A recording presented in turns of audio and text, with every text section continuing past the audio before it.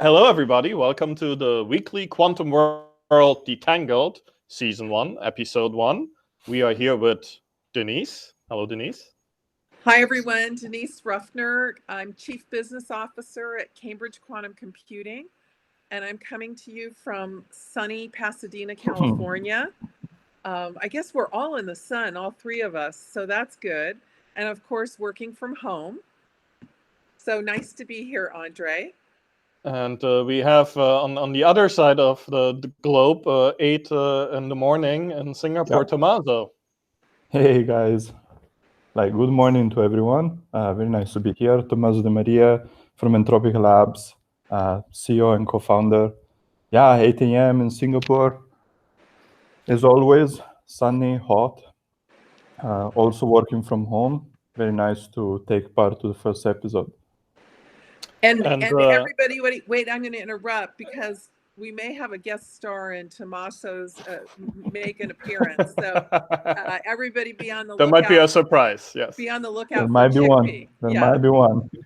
There might be a surprise here too. I'm calling from sunny Miami. We might have crocodiles or other wildlife walking by. And my name is André König, CEO of Interference Advisor. And this is our attempt to detangle the weekly quantum news and have a little bit of a fun but hopefully useful chat around what we see going on in the world, from Singapore over Germany, my birthplace, the UK, where a lot of Denise works happens, from Miami all the way to the West Coast. And I think Tommaso had promised to do a little shot of limoncello this morning because it's the weekend for him, and that's how you start your Saturdays, right? I agree. It could have been a good idea, but I ended up just getting coffee, as always. Sorry, being boring. Just boring. That is very, very untypical for an Italian. But I know, right? How long have you lived in Singapore now? Oh, now it's going to be actually 6 years in 2 weeks. Wow. Yeah, quite a while. Wow. And Denise, you've been, right? I've never visited. Oh, I've visited many times. Love Singapore. Yeah. It's a great place. And you recently moved from New York to Miami, right? I spent 15 years in the Big Apple after leaving Europe, and 6 months ago moved down to Miami to enjoy the beach, the pool, and the outdoors, all of which are closed as of now, obviously. So just sitting here on the front porch, but still can't complain. Hopefully the world will go on, and we'll try to bring some good news, I think.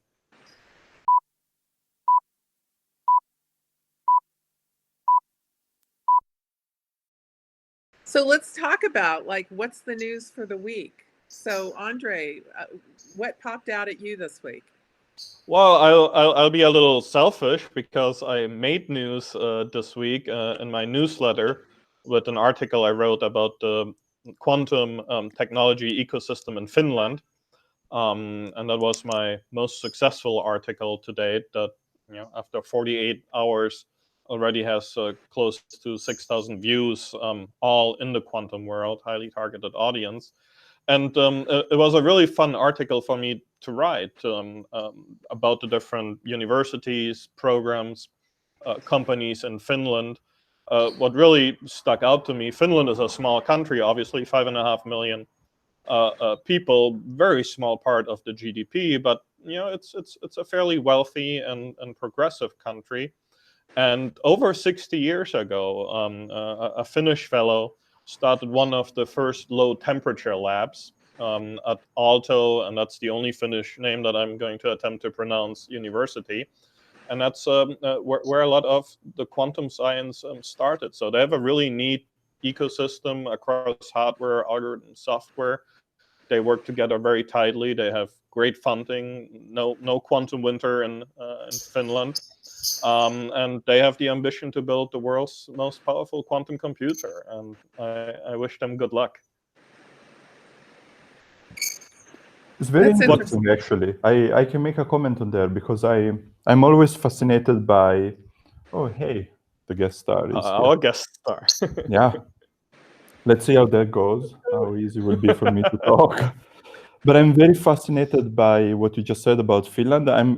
I remain intrigued by these, let me call them small countries, like Singapore. I mean, Singapore is a tiny dot, even compared to Finland.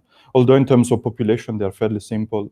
And I love how you have countries like Switzerland, Singapore, Finland, even Australia or Canada, which are huge countries, but they have a relatively small population compared, for example, to the US or Europe or China. And they are very aggressive and very strong, in this case, quantum computing or quantum technologies programs. It's pretty fantastic. Yeah, they understand the opportunity, and for them, it's an opportunity to really make a difference. And indeed, and also, so it. Singapore takes it a little bit differently also, because Singapore, it makes sense, right? They say we are a tiny country that doesn't have, sorry about that doesn't have any natural resources, and the only natural resource that they can really rely on is people. A lot of mosquitoes out there. Yeah, I see. No, And absolutely. not to interrupt, but it's past 5 o'clock. So it's Totally. time. Yeah. What kind of news stood out to you two this week? Denise, anything on your end? So I was looking at different events. So next week, IBM is having a virtual Think event, and this is an event that typically is a big meeting, and you pay to go. And this year, it's virtual and it's free. It's May 5th to 7th, and there's a lot of live content as well as content that you can just access on Quantum. So I recommend that people check that out, as well as Microsoft is having the Microsoft Build event on May 19th and 20th.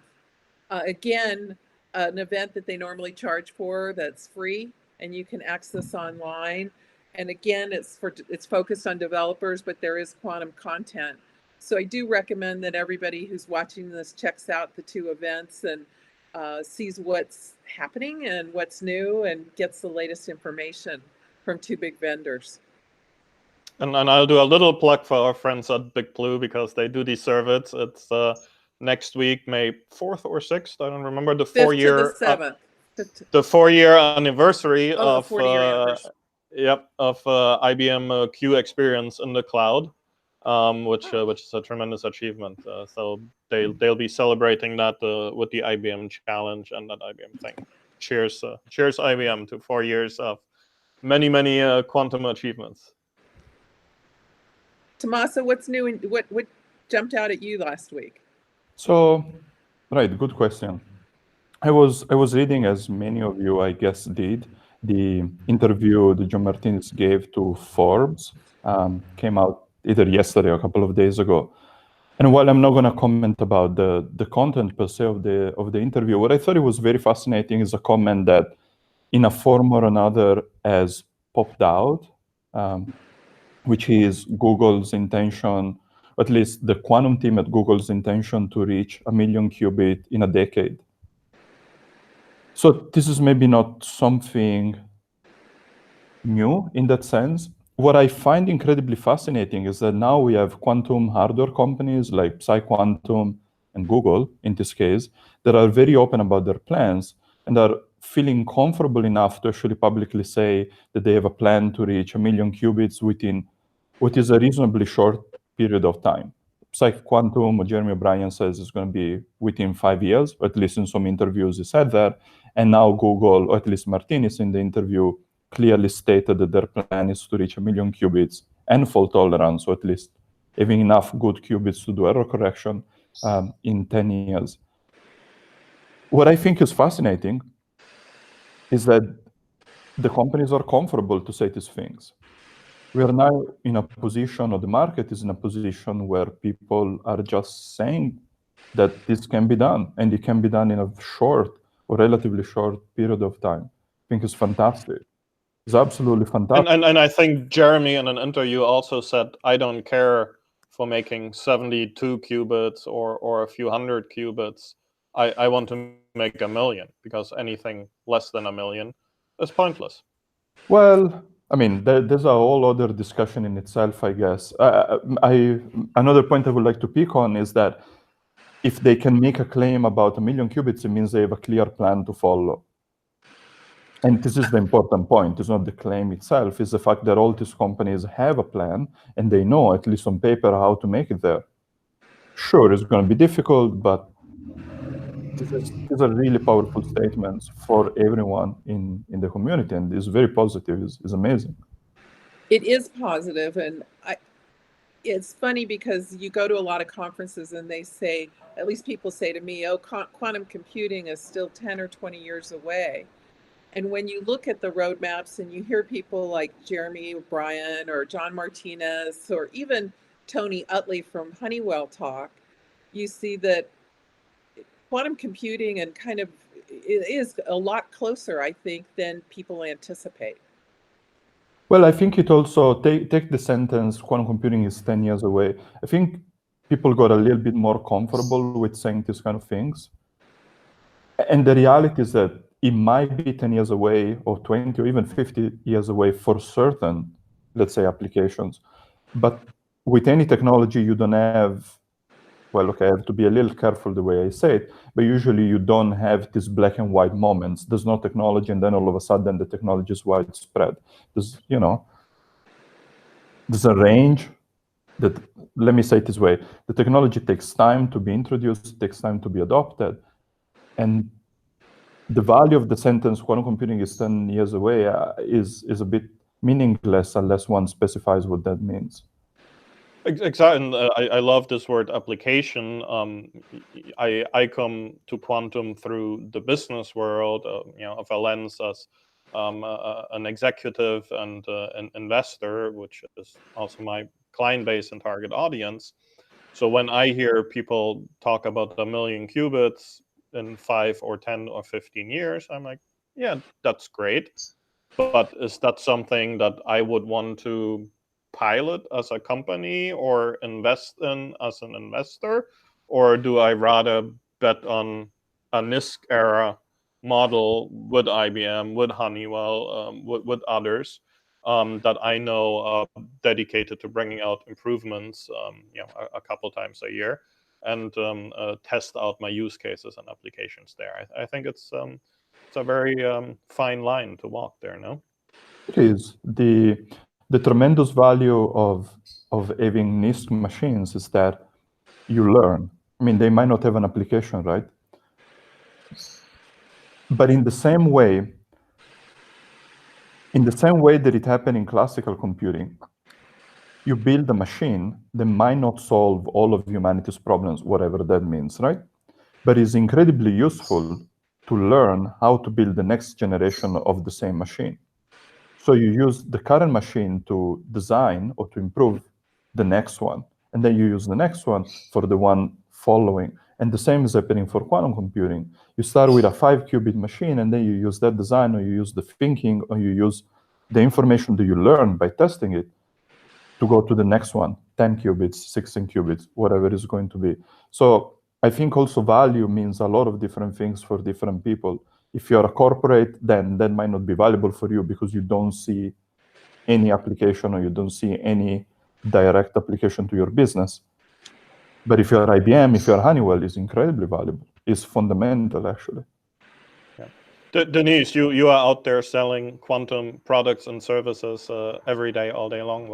What's your perspective on this? I'm always worried that we'll lose investors and executives because we're not just competing with photonic and other modalities. We're also competing with artificial intelligence, with blockchain, because that's where companies and investors put their money and their attention towards, right? What's your perspective? So I've been very encouraged lately because I'm starting to see a lot of different industries than the expected industries of like finance or materials starting to consider quantum and how quantum can improve their company or their business. And we've been having a lot of discussions with what I call non-standard industries, where there are a lot of people that are now thinking about how do they innovate, how do they move their company forward in the next 3 to 5 years, and they realize that quantum computing is a way to do it, and they want to start talking about it now. So it's been really a great journey, and even in this era of the virus, when things supposedly should be quieting down, we've actually seen my phone's ringing a lot with people from industries that I wouldn't expect saying, please come talk to me. We really need to talk about quantum. I'm looking at my 3 and 5 year plan, and I want to grow our company, and I think this is the way to do it. So it's really encouraging that people are having these discussions, and then to see at the same time some really aggressive initiatives in hardware, because I think kind of coupling those two together means I think the innovation is going to happen sooner than people think. So looking at this 1 million qubits that has been mentioned by a few folks, should we as users look at doing incremental change with quantum technologies, making batteries better, making materials better, making medication better? Or should we be looking at 1 million qubits 5 to 10 years from now and real paradigm shifting solutions? Well, I think as Tommaso said, it's not black or white. I think there are incremental innovations that are going to happen now. And I think those people that adopt and get into quantum now are going to be innovating in the next couple of years. I think those that wait will probably lag in the overall business race. And I'm always very intrigued to see who the early adopters are for a new technology. And I think there will be a benefit for those early adopters. Tommaso, what do you think? So, okay, we as a company specifically are not thinking too much about applications just yet. What we really love and what we are mostly working on at the moment is understanding how to use the machines, meaning quantum computing is a different paradigm than classical computing. I mean, it might feel the same, right? You're still coding on a device that allows you to process information, but the paradigm is different. And since the paradigm is different, the way you approach this whole problem is fundamentally different. And there are a lot of open problems, even just there before you get to applications, right? But about Andre's question directly, sure. I mean, I agree with Denise, right? It's not black and white. If you want thinking more from a commercial perspective, I think it's fair to imagine that there's going to be incremental value added to different industries. On the other hand, it's also fascinating to think that there might be what you, André, just call paradigm shift, right? An unexpected application that we don't see just yet. And we don't see it simply because we don't have the technical capabilities to try it out. That might accelerate the introduction or the adoption of quantum computing. I live by the statement, it's very hard to predict the future. And it's just very important to do what you can with what you have today and be prepared for what comes. So you can predict the future. What if you had to take a bet on the future? And as it is with bets, you have to make a decision and you have to pick either one. Would you bet on the futuristic Google Psi quantum approach, or are you going to go with Honeywell, IBM, and more of the... Don't think it that way. I don't think that's the best way to think about it. Think about it in terms of technology. So if I have to take a bet, then the question I would ask myself is quantum computing here to stay? I think that's a fair question to ask, right? And there's a yes or no answer. So that's fairly easy for you to decide. And to me, the answer is yes. Is it going to improve in the next years? Yes, it will.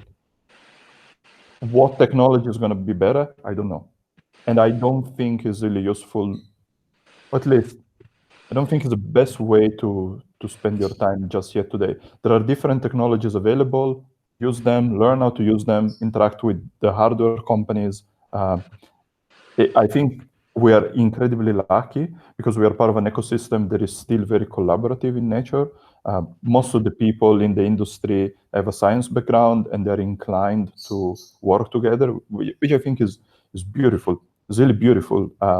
Also from a very business perspective, you can have open conversations. So we have this opportunity of learning, of using different machines. We should take it. Denise, we're in Monte Carlo at the casino. Where would you put your money? What I think what fascinates me most is, so I do see a lot of innovation on hardware. What fascinates me the most is I get some phone calls from people that are real dreamers and pose some really interesting problems that we haven't anticipated. And so I love the creativity of like the chief technology officers out there that are saying, if I had a computer that could do anything, what would it be? And they're really starting to think about it with us and with other companies like us. And so I think the technology is here. I think it's going to come faster than we think.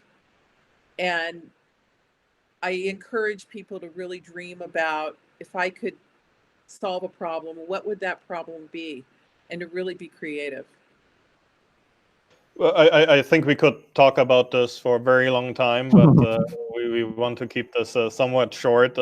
For me, coming at it from the investor angle, we need metrics. We need tangible plans, go-to-market channels, things that we can put into spreadsheets. As a person, despite being German, I'm more of a dreamer. If I see a dreamer that can give me that plan and that trust and that confidence and those metrics, I certainly would put my chips on that until we get that. I think the horses in the current race and the cloud race are going to win it. But it's a tough call, and we have to believe in that big change. Well, André, if you want to be a bit more, not that you're sounding negative or anything, but if you want to be extremely positive, I think before you made a comment, right, you said that quantum computing is competing with artificial intelligence, blockchain. And then again, that is really thinking more from the perspective of, for example, an innovation unit in a big company. Sure. And you need money as an entrepreneur, right? So without convincing investors and business users, you're not going to have developers, you're not going to have agree. You're not going to have funding. Sometimes you also have to think about it a little differently. For example, in the following way. So why is quantum computing fundamentally more important than the technologies that you just picked? Is because computing is the backbone of society. Now, let me say something, maybe I will regret saying it, but whatever. If you remove blockchain from the equation, is your life going to change? No. If you remove computers from the equation, is your life going to change? Yes. Dramatically, very quickly. So one of the reasons why I remain confident that quantum computing will accelerate fast is because it's a technology that is just useful and needed because of the way society is shaped today. Society is based on processing information. You need to process more information at a faster rate continuously. And any technology that can help you with that is going to be not only a useful technology, it's going to be a technology that has to grow. And people will put money in that. Might be slow, for a startup might be difficult, right? Because if you just happen to be at the wrong place at the wrong time, then the startup might go bust. Fine. But the point is that as an ecosystem, I just don't see how this is going to slow down unless there is a fundamental, roadblock ingrained in the laws of physics, which honestly, I don't see. And that's why I'm happy that we're having these discussions, because voices like this need to be heard. I couldn't agree more. And hopefully we'll be able to make it work as a quantum community with all our different perspectives. And we'll be back next week to explore this. Denise, parting word is yours. Parting word is we are going to have some guests on the show, and I want to invite the quantum bullshit detector to come on the show. So if you're out there, Mr. or Mrs. Quantum Bullshit Detector, we'd love to have you on the show. Have a great week, everybody. The gauntlet has been thrown. This was season 1, episode 1 of the weekly Quantum World Detangled. I hope you're feeling detangled, and we will see you next week. Thank you Great. very much. Cheers.